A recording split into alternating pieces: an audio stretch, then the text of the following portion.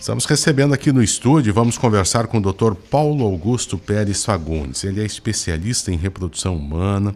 Nossa pauta hoje é a questão que envolve a evolução, a reprodução humana, o transplante de útero, o fato que ocorreu na Espanha e que a gente vai conversar com o Dr. Paulo. Muito obrigado por ter vindo até o estúdio. Seja bem-vindo. Bom dia. Bom dia, Fabiano, aos ouvintes da Rádio A Hora. É um prazer estar aqui para conversar com você sobre esses assuntos bastante interessantes, né? Muito bem. Nós que agradecemos a tua presença aqui. Eu vou pegar justamente este episódio que aconteceu na Espanha de uma jovem, de uma mulher que tinha uma síndrome e por isso ela não tinha, né, vagina nem útero e portanto, não podia engravidar. E fez um transplante de útero doado pela mãe. Ou seja, esta senhora, ela acabou gerando um filho no útero que ela própria nasceu, né? Resumindo a história que aconteceu na Espanha, o fato ainda é do final de 2000, do ano passado, né? Esse episódio, né? O primeiro bebê nascido de um útero transplantado no país foi em março do ano passado ainda, mas é uma notícia que ganha repercussão. Então eu lhe pergunto, doutor Paulo Augusto, como o senhor tem acompanhado essa questão da evolução, né, e a questão que envolve, aí, por exemplo, transplante de útero, se isto já acontece, né, de uma frequência talvez até maior, mas é um fato que aconteceu na Espanha e a gente gostaria de falar mais sobre isso. Certo.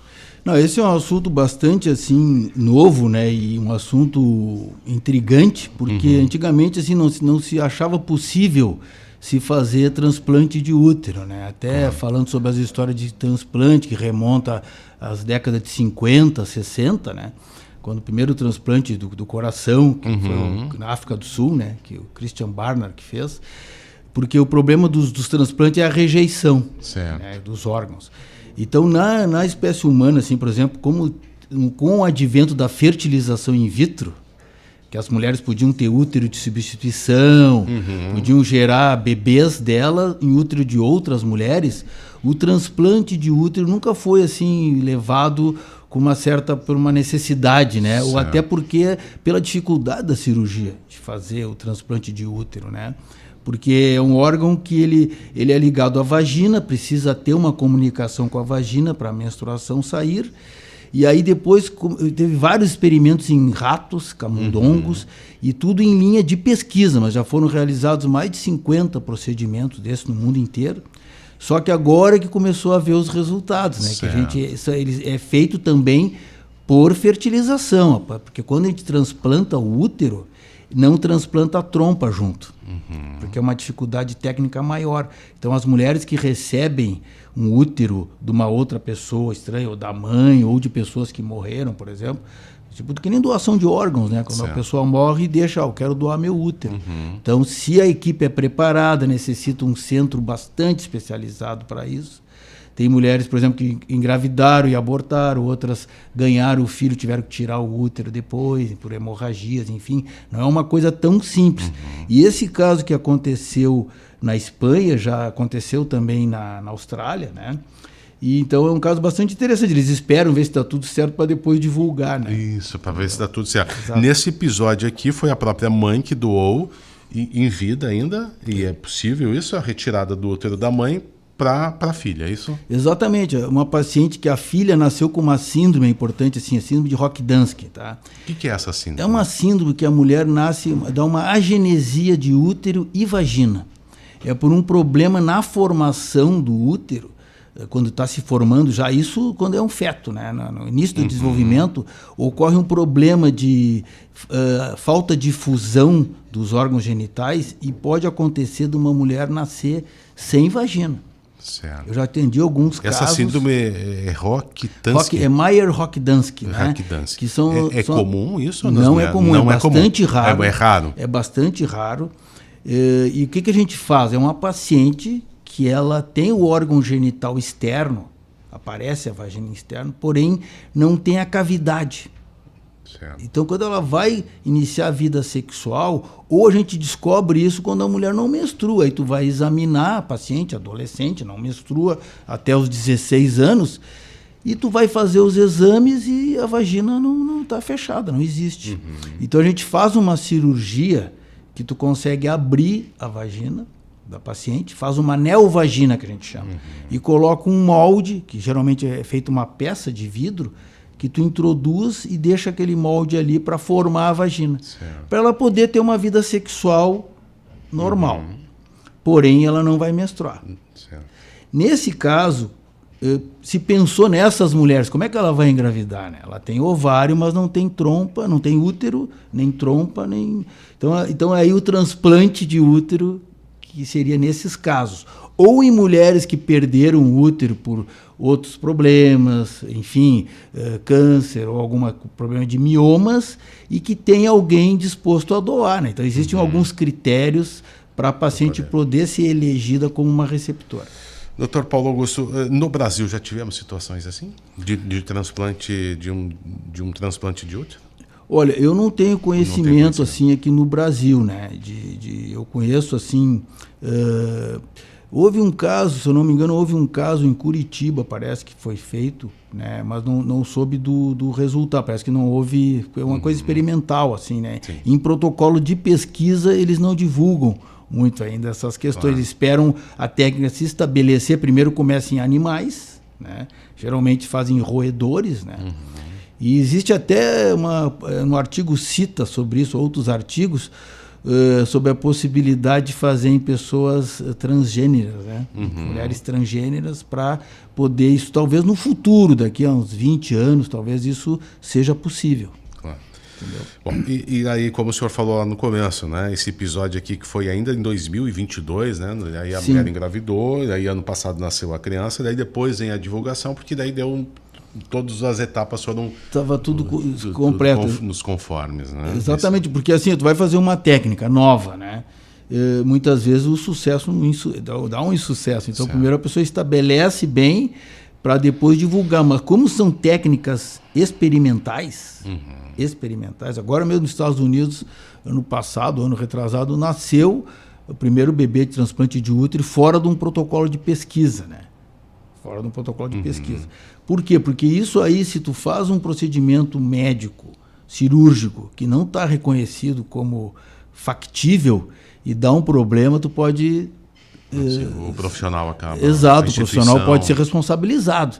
Ele não pode fazer pesquisa em humanos, inventar coisas, né? Claro, com certeza. Sem ter uma certa... Existe um protocolo todo de pesquisa para tu poder estabelecer uma técnica e tu ter segurança em fazer, em prol da saúde.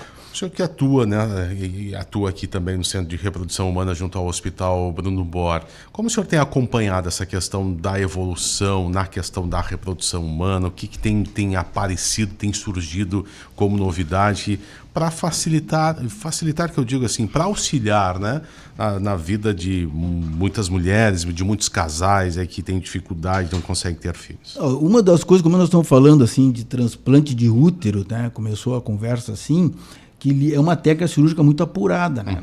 Agora mesmo saiu as primeiras gestações da cirurgia robótica, transplante com cirurgia robótica, que não é o robô que opera, mas é uma tecnologia que já é bem estabelecida em vários países. Certo. Né? Nos Estados Unidos tem países que tem 10 robôs num bloco cirúrgico. Né?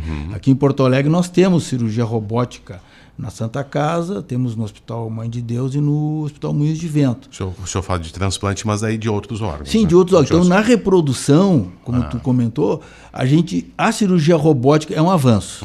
É um avanço porque melhora a qualidade da retirada dos órgãos. Por exemplo, uma cirurgia de próstata, também falando do lado do homem, né? Certo. Fazer por robô, a cirurgia tem melhor resultado. Né?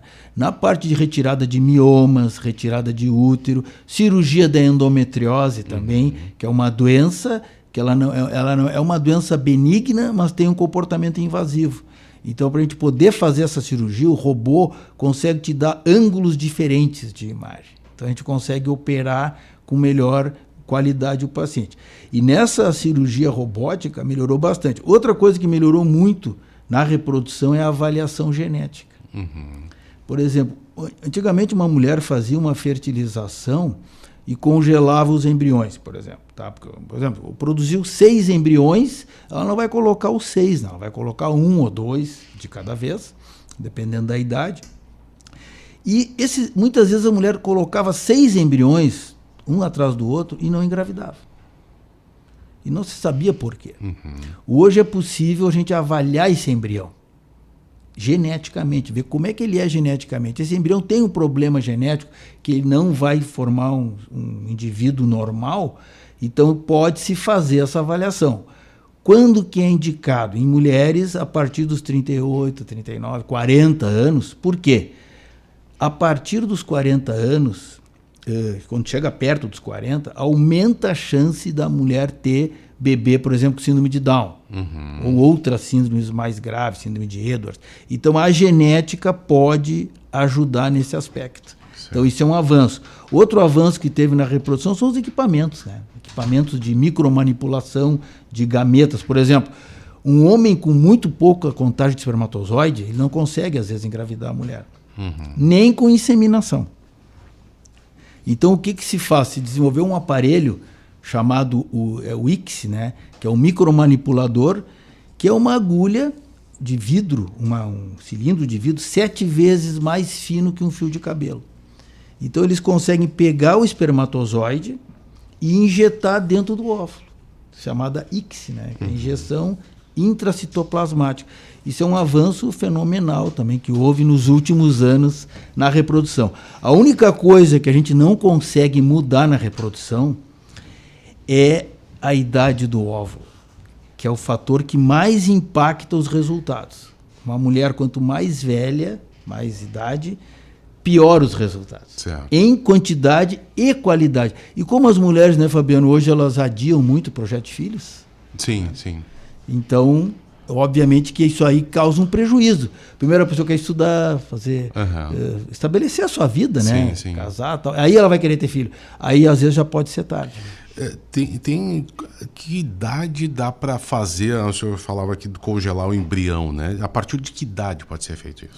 Olha, tem duas coisas. Tem congelamento de óvulo e de embrião. Certo. Tá? Por exemplo, assim, uma moça de 22 anos quer fazer medicina. Tá? Depois ela entra na medicina e são 6 anos. Certo. Depois mais os anos de especialização, que dependendo da especialidade, se for a parte da reprodução, vai ser 3 anos de residência e mais 1 de reprodução. Então ela fica 10 anos estudando. Aí o que acontece? Ela se forma com 28 anos, vamos supor, mais 4 anos, ela vai estar com 32 anos. Certo? Aí que ela vai engravidar, vai querer engravidar. Bom, aí se ela não quer, eu quero ir para os Estados Unidos, eu quero estudar mais, não está na hora de eu ter filhos. Quero aproveitar a minha vida, né? Um pouco. E aí tu pode congelar óvulo. Certo. Que aí a mulher vai congelar. Qual é a melhor idade? 33 anos. 33 anos. É a melhor idade. A mulher pode congelar com qualquer idade. 36, 37, pode congelar até com 40, mas ela vai congelar um óvulo de uma qualidade não muito boa e pouco. Só que qual é a mulher que está pensando em engravidar ou congelar óvulo com 20 e poucos anos? Nenhuma, né? Sim. Então existe isso. Hoje, inclusive, tem mulheres que nem querem ter filhos, não tem essa vontade. Assim, é uma coisa que eu tenho observado, né, nessa geração mais nova, assim, que eu trabalho na Univates, sou professor da ginecologia, eu pergunto para elas, né? Sim. Então, umas têm a vontade de congelar, mas é um outro avanço, né? O congelamento do óvulo, assim como do sêmen. E a questão do ato do engravidar para as mulheres, como o senhor falou, né? As mulheres, às vezes, algumas nem pensam nisso, outras acabam decidindo, eu quero engravidar lá com uns 40, depois dos 40. Tem se trabalhado muito, ou sempre se trabalhou com a ideia de que até os 40 os riscos são menores, né? A partir daí, nós tivemos aí, se eu não me engano, a Cláudia Raia, agora uns 2, 3 anos atrás, que engravidou aos 50 e poucos 55. anos. 55 anos, né? Quanto mais idade, maior é o risco? Claro, porque aumenta o risco das doenças cromossômicas, né? E o próprio físico da mulher. Tem que ver se a mulher não está com... Como é que está o peso dela, se ela não está com hipertensão, se ela não tem uma hipertensão, uma diabetes associada, porque as doenças cardiovasculares aumentam com a idade. Então, o ideal é uma mulher engravidar, idealmente falando, antes dos 35 anos. Porque não é só a questão da gravidez de risco, o que é, né? São as doenças, as comorbidades que ela possa ter, hipertensão, diabetes ou alguma outra doença, e a qualidade do óvulo, que é uma mulher de 40 anos, só para citar um dado, né, em relação ao risco genético. Se eu quiser achar um bebê que tem uma anomalia cromossômica conhecida, por exemplo, síndrome de Down, num grupo de mulheres de 30 anos, eu tenho que juntar 700 mulheres para eu achar um bebê. Certo. Uma mulher grávida de 30 anos, 700 mulheres. Para eu achar um bebê que tenha síndrome de Down com mulheres de 40 anos, eu tenho que juntar em torno de 50 mulheres. Olha, diferença, né? Essa é a diferença. Agora, lembrando, a maioria das mulheres que ganham filhos com 40 anos tem bebês normais. A maioria. Só que, em comparando com as mais jovens, né, aumenta o risco. Por isso que aí a reprodução ajuda com a questão do diagnóstico. Mas não é só o risco da gravidez, aumenta o risco de aborto, né, engravidar e abortar. Então, a tecnologia ela não resolve tudo. E o maior desafio hoje é a idade. A gente não consegue rejuvenescer óvulos. Diferentemente do homem, né?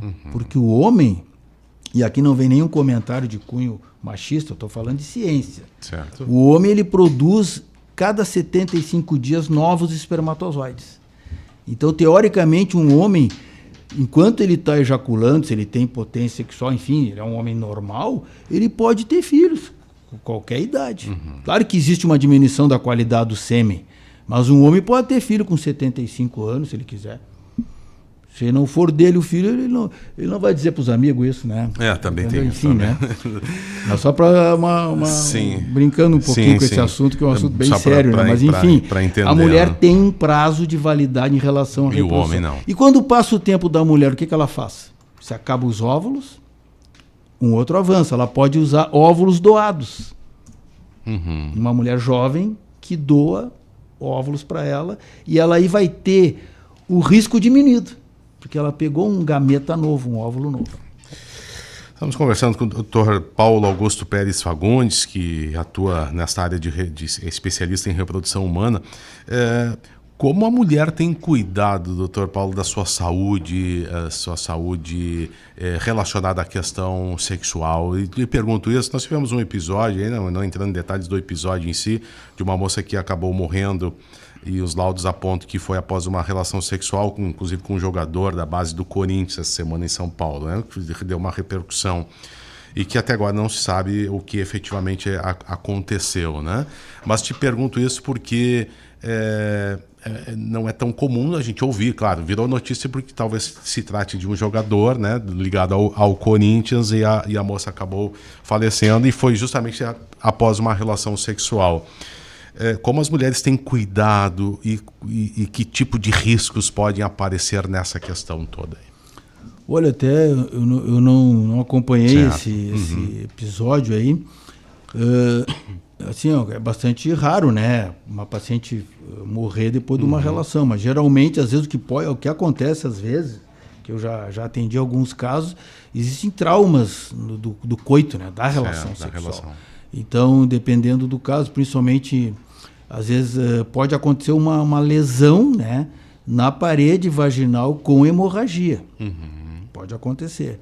Né? Uma ruptura de um coito traumático, uma relação traumática, que dá mais, geralmente, às vezes, dependendo da situação que pode acontecer, né, da relação sexual violenta, enfim, ou casos de abuso sexual, de estupro violento, enfim, pode ocasionar lesão. Eu não tenho detalhes desse caso para te falar, né? Mas uma relação normal, mulher que faz seus acompanhamentos, a tendência não tem problema. A única coisa que a mulher tem que ter mais cuidado, né, é que assim, eu sempre falo para os meus alunos, né, o sêmen, ele carrega várias coisas, né? Um homem contaminado, por exemplo, ele carrega o vírus da AIDS, o vírus da sífilis, as bactérias, né? Gonorreia, clamídia, micoplasma, e o vírus do HPV. Então, eu diria assim, é uma bomba de problemas, né? Porque o sêmen, ele entra dentro, o espermatozoide entra lá para dentro e carrega esses vírus todos. Então, além da mulher se cuidar o seu corpo, né, ela precisa também conhecer o seu parceiro. Essa história assim, de muita liberalidade sexual tem que ter uma responsabilidade com o seu corpo, porque o corpo da mulher é um templo dela, né? Ela tem que se cuidar. Tem que se cuidar. Certo? Então, muitas vezes, os problemas ficam com a mulher, né? Inclusive uma gravidez não desejada. Então, nesses aspectos, assim, eu acho que a pessoa precisa ter esse cuidado, fazer os exames preventivos, né? E a saúde reprodutiva tem a ver com as doenças sexuais transmissíveis, né? Porque na literatura, por exemplo, uma mulher que tenha mais de 5 a 7 parceiros, né? Ela já tem um risco maior de infertilidade. Por quê? Porque ela está mais exposta aos agentes infecciosos. Muito bem. É um conteúdo, um assunto que a gente poderia continuar falando aqui, porque é muito rico, né? E quando falamos de saúde, de possibilidades, de avanços, mas sempre lembrando da saúde preventiva, né? De as pessoas se cuidarem, né? E a mulher, tradicionalmente, até se cuida muito mais do que o homem, né? Em relação à sua saúde, mas sempre que a gente pode trazer esta pauta como sendo esclarecedora, a gente fica interessante, né? Dr. Paulo Augusto Pérez Fagundes é especialista em reprodução humana, professor da Univates, atua aqui junto ao Hospital Bruno Borges, no Centro de Reprodução Humana. Muito obrigado. Volte mais vezes. É um prazer ter estado aqui. Estou à disposição dos colegas aí da rádio toda para vir colaborar com vocês aqui. Forte abraço, tá bem? Um abraço. Muito obrigado. Nós temos agora 10 para as 11, nós vamos a um breve intervalo.